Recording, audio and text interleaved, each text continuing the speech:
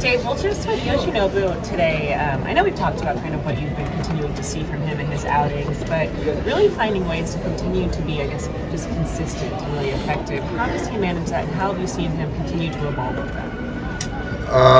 Yeah, I think that's kind of been the challenge as far as for an entire start, the consistency part of the strike throwing.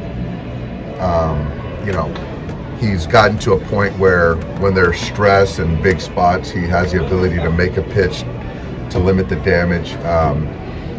But I think that just the consistency of the fastball command is something that we just haven't seen from pitch one to the end of the outing.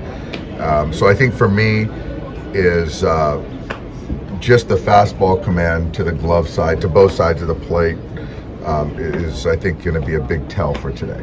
With him, like we talk about the contract and kind of all this stuff that kind of comes with that. But like for you guys to be the best version of your team, like what level of pitcher do you need him to like be? Like a co-ace type of guy, it's just someone who's like, I hope I'm making some sense here, but like what?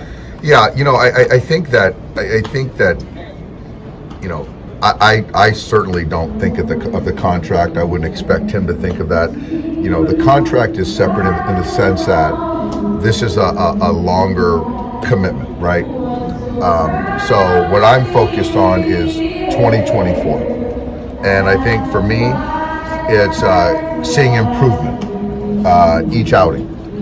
And so being able to get hitters out in different ways, learning from major league hitters, being able to go deeper in games, being efficient with his pitches. So I think that, if he can continue to do that, that'll allow for him to be wherever he's at as far as how you look at, a level of a rotation. You've had like international players who have had great careers elsewhere.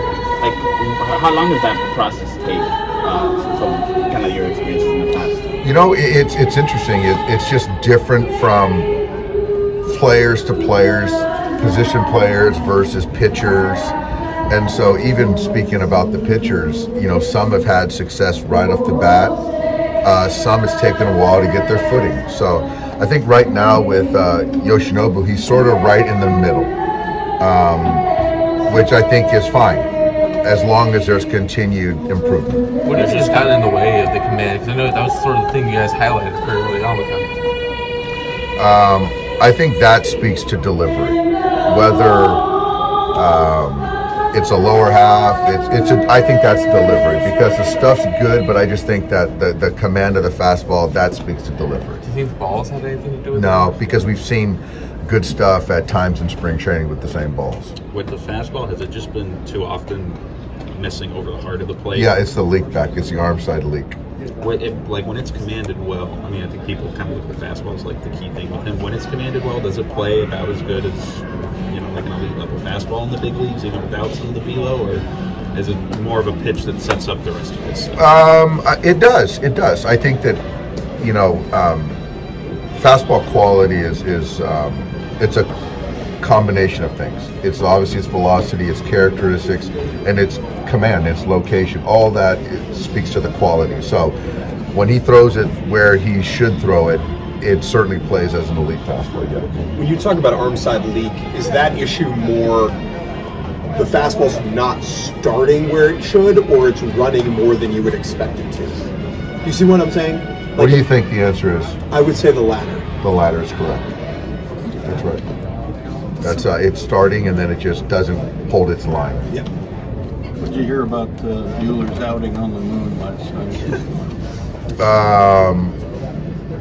It was like sort of what you sort of expect to be at altitude.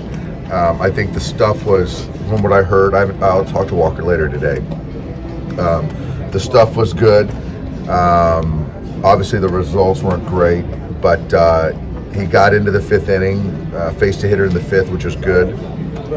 Pitch count up, which was great. And so, again, we all knew going in to kind of evaluate at altitude like that is very, very difficult. Have you guys seen enough to sort of feel comfortable? I think we'll circle back today, once we had the post-mortem of yesterday, and then we'll all circle up and figure out what it looks like for him for his next start. Was there consideration to have him go somewhere else?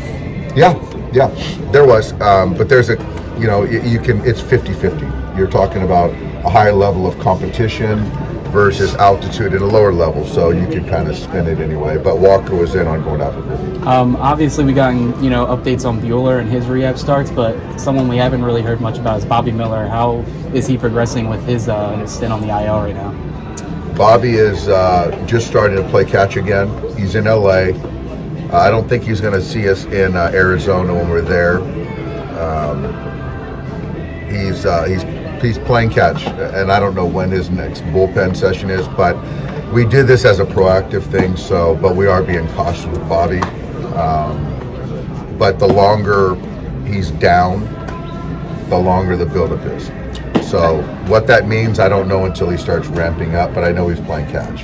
What kind of reception do you think Ohtani's going to get in Toronto this weekend? I think he should get a fine reception. A lot of that stuff that kind of came out wasn't his doing. So it's not like he kind of disrespected the fan base at all. He entertained them and had nice things to say about him. So I think that, I expect him to be received just fine. That day of the fake flight, is that like a bad memory for you, or like looking back, is it just kind of like a fun? I don't really give it too much mind, Jack. Thank you. Just quickly going back to Bobby, has the inflammation dissipated just in regard to kind of how his shoulders were feeling? Yeah, it has. So that's why we can kind of move that throwing progression forward. Dave, how impressed have you been with Padres? Very impressed with Andy. I think one of the things that we bet on Andy was the head, that he wasn't going to be overwhelmed being here, and certainly he's not. Even with some struggles as far as striking out at times, he just didn't panic. He has the ability to go from line to line. I love him defensively. He's engaged. He's opening, not that he didn't open up eyes before, but you just don't know until you see it at this level. But I'm happy he's getting a nice little run. It's good for him. How much did you learn there? Like you mentioned, the strikeouts were kind of piling up for like 5 games, or one small sample, but then he kind of just breaks out of that and is having the week that he's having. Like, how much did you learn from a 23-year-old going through that? I think it's honestly, I think it's something that we all believed in Andy, but you have to see it to really validate it and justify it as far as at this level. But it's not surprising. I don't think anyone in this organization or anyone that's been around him, and he just has that hit tool that I talk a lot about. It's not a one-piece swing. He's a hitter first with some power behind it. So I like it. Is that a mentality thing with him? Like he's consciously sort of thinking along the lines? No, it's a skill. I think it's a skill.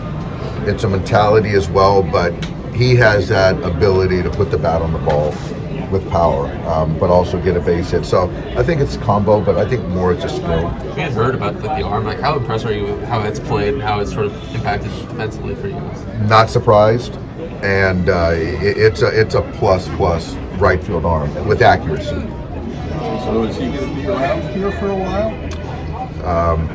He'll be around here. Well, everyone's idea of a while is relative, right? So yeah, he will. A while. My version is yes, he will.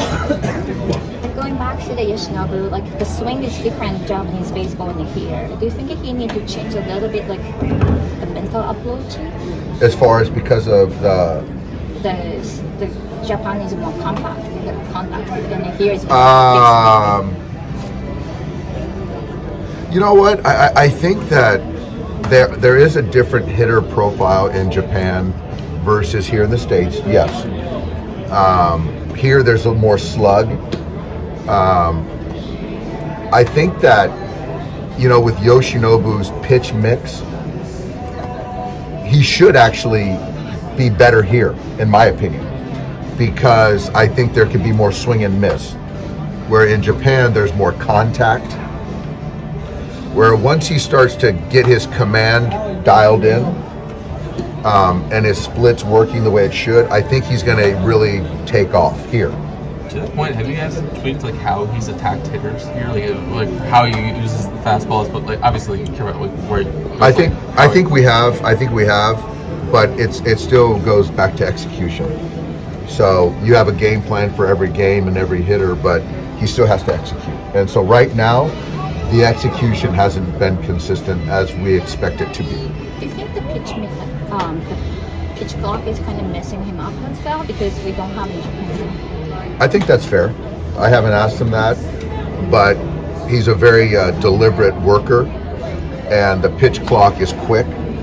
Most guys have had a year to get used to it. He hasn't. I appreciate he doesn't use it as an excuse, but that's a fair question. Very fair question. Did you ask him and tell us? No. I don't want to bring that up. But it's a good question. You get a lot of designer stuff. Yeah, he likes nice things. Thanks, guys.